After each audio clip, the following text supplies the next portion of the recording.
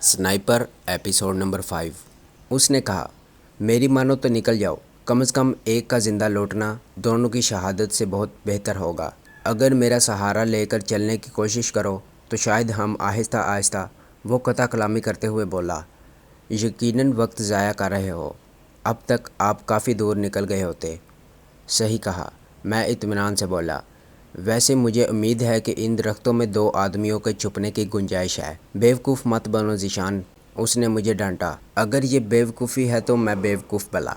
मैं राइफ़ल कंधे पर लटका कर दरमियान वाले दरख्त पर चढ़ने लगा। जानते भी हो एक स्नाइपर तैयार करने में कितनी मेहनत और पैसा खर्च होता है, और इतनी मेहनत के और ख़र्च के बाद भी किसी शख्स का अच्छा स्नाइपर बनना यकीनी नहीं होता। मैंने इत्मीनान से जवाब दिया।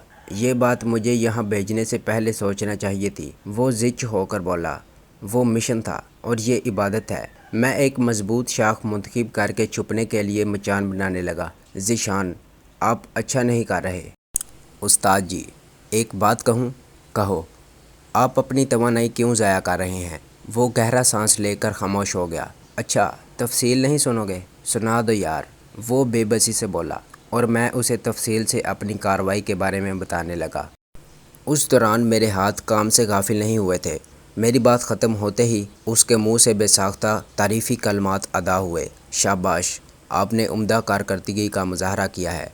उससे ज़्यादा की तवक्का एक मंजे हुए स्नाइपर से भी नहीं की जा सकती। लेकिन अब क्या करें? मैं मुस्तफसर हुआ। मैं अपनी राय का इजहार कर चुका हूँ। उसे राय का इजहार नहीं, लठ मारना कहते हैं। वो फीकी मुस्कुराहट से बोला, तो समझ लो अब हम लठ मारने जोगे ही रह गए हैं। अच्छा ये देखो। मैंने वॉकी टॉकी निकाल कर उसे दिखाया। ये आखिरी मकतूल से छीना है ना? मैंने अस्बात में सार हिलाते हुए कहा। जी। वैसे उसे मारकर आपने दुश्मन के लिए सहूलत पैदा कर दी है, उसने तासुफ भरे अंदाज में कहा। उस्ताद जी, मैं मजबूर था, वरना इतनी समझ तो मुझे भी है कि ऐसा करके मैंने दुश्मन की तलाश को एक मुतय्यन रुख मुहैया कर दिया है। अब उनकी सारी तमन्नाइयाँ इस जंगल को घेरने में सरफ होंगी। हाँ, मैंने उनकी गुफ्तगू वायरलेस पर सुनी है।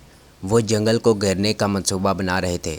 अच्छा, अब इसको ऑन करो ताकि पता चल सके कि हम कब तक उनके हत्थे चढ़ने वाले हैं। ये बदशगुनी की बातें आपको ज़ेब नहीं देती। कहते हुए मैंने वॉकी टॉकी ऑन कर दिया, मगर दुश्मन के किसी आदमी की आवाज़ सुनाई नहीं दे रही थी। चंद लम्हे तक खाली शाएं शाएं सुनने के बाद उस्ताद सादिक बोला, गालिबन उन्हें वॉकी टॉकी के गायब होने का पता चल गया था और उन्होंने फ्रीक्वेंसी तब्दील कर दी। मगर उसी वक्त वॉकी टॉकी से उभरती कंट्रोल की आवाज़ ने उस्ताद कामरान के अंदेशे को जुठला दिया था। वो कॉल साइन नंबर 5 और नंबर 6 से उनके लोकेशन के बारे में पूछ रहा था। पता चला कि वो दोनों ग्रुप जंगल के मगरबी तरफ सफ़ेद नाले में पोजीशन ले चुके थे। जनूबी सिंध तकरीबन 8-10 किलोमीटर दूर एक और ग्रुप पहुंच गया था, जो अगले मोर्चे से एक दो आदमी इकट्ठे करके जमा किया गया था। उस ग्रुप के साथ कंट्रोल का राब्ता किसी बड़े वायरलेस सेट पर था, क्योंकि वो लोग वॉकी टॉकी की रेंज से दूर थे। उनकी बाबत शुमाली और मगरबी एतराफ़ में मौजूद पार्टियों को कंट्रोल ने आगाह किया था। कंट्रोल बार बार उन्हें एहतियात से हरकत करने की तलकीन कर रहा था, क्योंकि वो एक स्नाइपर के ख़िलाफ़ घेरा तंग कर रहे थे। एक ऐसा स्नाइपर जो उनके 9 बंदों को हलाक कर चुका था। बस अब बंद कर दो। उस्ताद सादिक ने मुझे वॉकी टॉकी बंद करने का इशारा किया। थोड़ी देर बाद सूरत हाल मालूम करेंगे। मुसलसल ऑन हालत में रहने पर बैटरी जल्द ख़त्म हो जाएगी। उसकी एक अजाफी बैटरी मेरे पास है। मैंने उसकी मालूमात में इजाफा किया, मगर वॉकी टॉकी ऑफ़ करना नहीं भूला था। हूँ कहकर उसने किसी भी किस्म का तज़किरा करने से गुरेज किया था। सूरज काफ़ी देर हुई पहाड़ों में गायब हो चुका था। अब अंधेरा गहरा होने लगा था। शायद वो रात को जंगल में घुसने की कोशिश न करें। मैंने अंदाज़ा लगाया। हतमी तौर पर कुछ नहीं कहा जा सकता। अगर उनका घेराव मुकम्मल हो चुका है तो वो सुबह तक कार्रवाई को मुअख्खर कर सकते हैं, मगर ये भी हकीकत है कि पूरी रात इंतज़ार करने में उनका नुकसान है। मैंने पूछा, वो कैसे? जाहिर है हमारा जंगल में छुपा होना एक अंदाज़ा ही तो है, और अंदाज़े का गलत होना हैरान कुन नहीं होता। आपके पास पानी मौजूद है या ख़त्म हो गया? मैंने मौजू तब्दील करते हुए कहा। थोड़ा सा होगा। चाहिए क्या? नहीं, मैंने नफ़ी में सर हिलाया। मेरी वाटर बोतल भरी हुई है। पानी के इस्तेमाल में एहतियात बरतनी पड़ेगी, नामालूम कब तक छुपना पड़े। चश्मे की जगह मुझे मालूम है, मगर फासला ज़्यादा है। मैंने इंकशाफ किया। چشمے تو یہاں بھی موجود ہو سکتے ہیں، البتہ انہیں ڈھونڈنا مشکل ہوگا۔ اگر نقشے میں موجود ہوئے پھر تو ان کی تلاش آسان ہوگی۔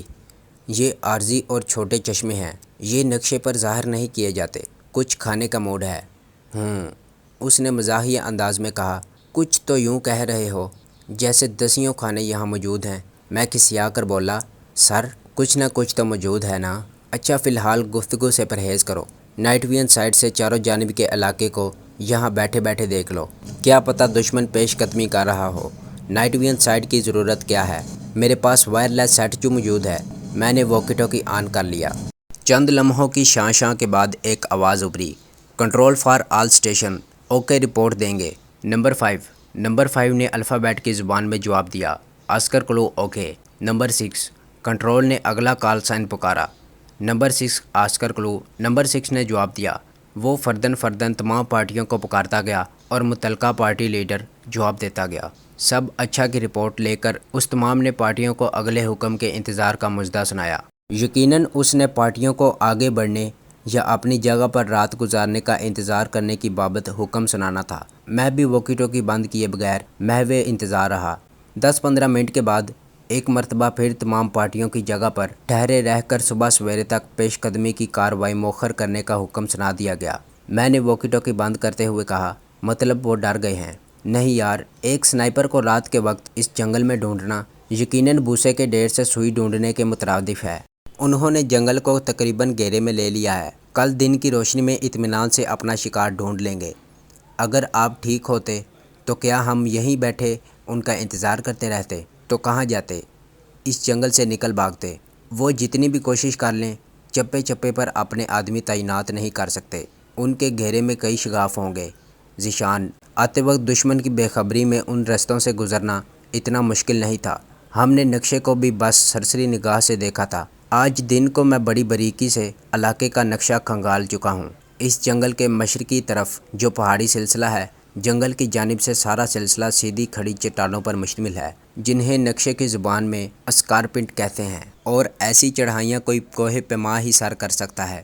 مغربی جانب ان کے کسی سیکٹر کا بیس ہے، غالباً آپ جسے لالی سیکٹر بتلا رہے تھے، اور اسی پہاڑی سلسلے میں ان کی 2 اور پوسٹیں بھی موجود ہیں۔ سادہ الفاظ میں کہوں تو اس جانب سے اس وقت بھاگ نکلنا جب ان کی پوسٹوں کے سنتری چوکنا ہوں نہایت دشوار بلکہ ناممکن ہے۔ شمال کی جانب تنگ درے کی روڈ اور سفید نالا ہے، جو دونوں رستے کھلی کتاب کی مانند ہے، اور سب سے بڑھ کر یہ رستہ دشمن کے علاقے کی طرف جاتا ہے۔ کوئی بیوقوف ہی اس سمت نکلنے کی کوشش کرے گا۔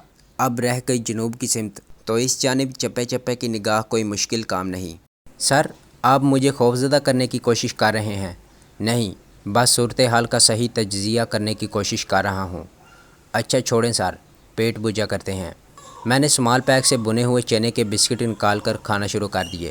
یہ غذائیت سے بھرپور بسکٹ تھے۔ چند بسکٹ ہی آدمی کو 20 گھنٹے کی توانائی مہیا کر سکتے تھے۔ یہی بسکٹ استاد سعدی کے پاس بھی موجود تھے۔ میری ترغیب پر اس نے بھی بسکٹ چبانے شروع کر دیے۔ اس نے بسکٹ کھا کر کہا، پانی مجھے بھی پلانا۔ یہ لیں، پہلے آپ پی لیں۔